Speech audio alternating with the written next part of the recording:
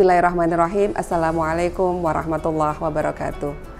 Alhamdulillahirrabbilalamin. Wassalatu wassalamu ala asrafil anbiya'i wal mursalin Sayyidina wa maulana Muhammadin wa ala alihi wa sahbihi ajma'in, amma ba'd. Yang saya hormati Bapak Ibu, adik-adik, teman-teman, pemirsa Hikmah Ramadan.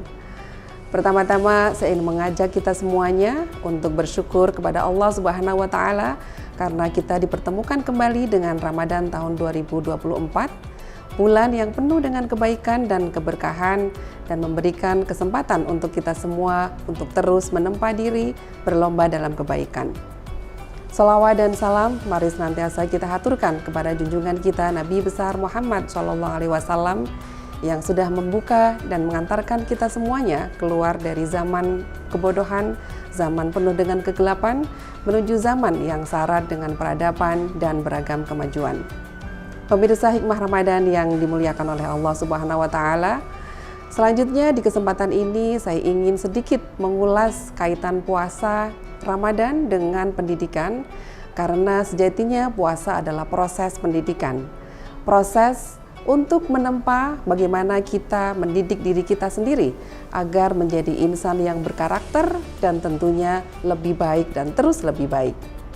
Pertama, melalui puasa ini kita belajar disiplin untuk menjalankan ibadah puasa mulai dari sahur sampai menjelang tidur, menahan, mengendalikan, dan mengontrol diri kita serta fokus dengan tujuan puasa kita. Proses ini membangun kita semua, termasuk adik-adik yang masih sekolah dan kuliah, untuk disiplin mematuhi aturan dan mengerjakan semua tugas yang sudah ditentukan bisa diselesaikan tepat waktu dengan penuh tanggung jawab. Sama persis dengan puasa, kita menahan haus dan lapar dari subuh sampai maghrib dengan segala tantangannya. Kedua, karena kita harus menahan haus dan lapar, maka kita dilatih untuk terus bersabar.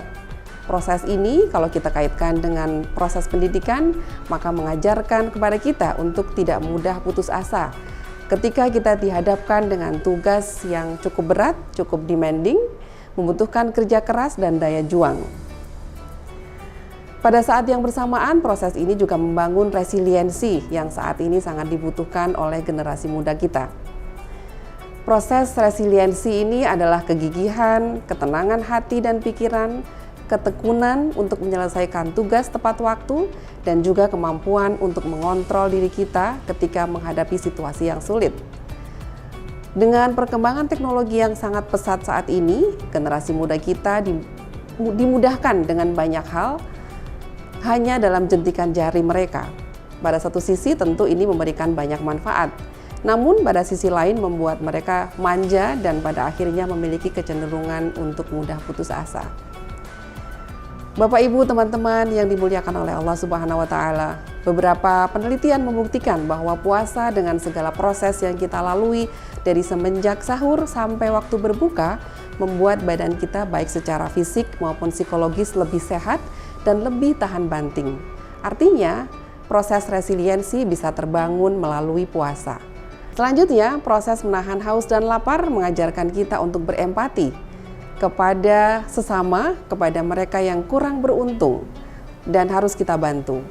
Rasa empati ini tentu menempa kita untuk bisa menjadi sosok yang memiliki kepedulian sosial yang tinggi, menghargai dan menghormati lingkungan sekitar, dan menghargai juga perspektif orang lain. Jika dibawa dalam konteks yang lebih luas, kepekaan sosial ini juga mengajarkan kepada kita untuk membangun sikap toleran terhadap orang lain, termasuk mereka yang berbeda pendapat dan pilihan dengan kita. Kalau kita kaitkan dengan proses pemilu di Indonesia yang baru saja kita lewati, bagi mereka yang sudah terbiasa melakukan puasa, saya yakin pasti bisa menahan diri, mengontrol diri untuk tidak saling menjatuhkan, mencaci maki pilihan orang lain, dan menghormati hasil akhir yang saat ini masih kita tunggu. Terakhir, kita semua tahu perkembangan teknologi saat ini sangat pesat, termasuk perkembangan teknologi dalam pendidikan. Dengan berbagai media yang ada, edukasi yang disampaikan bisa diberikan dengan mudah untuk dipahami, dan itu bisa kita lakukan dengan menggunakan beragam media sosial yang kita miliki. Dengan media yang ada, edukasi yang disampaikan secara ringan namun tetap mengena, menggunakan bahasa yang mudah dipahami bisa dilakukan. Saya mengajak semua untuk menyebarkan kebaikan melalui media sosial atau teknologi apapun yang kita miliki, sehingga Ramadan tahun ini menjadikan kita semua satu keluarga Indonesia dan satu keluarga Muslim di seluruh dunia yang rukun, memiliki kepekaan sosial dan toleransi yang tinggi terhadap sesama manusia. Selamat menyambut dan bertemu kembali Ramadan 2024. Semoga kita semua diberikan kesehatan, kemudahan, kesabaran, keikhlasan, dan juga semangat menjalankan ibadah puasa. Wassalamualaikum warahmatullahi wabarakatuh.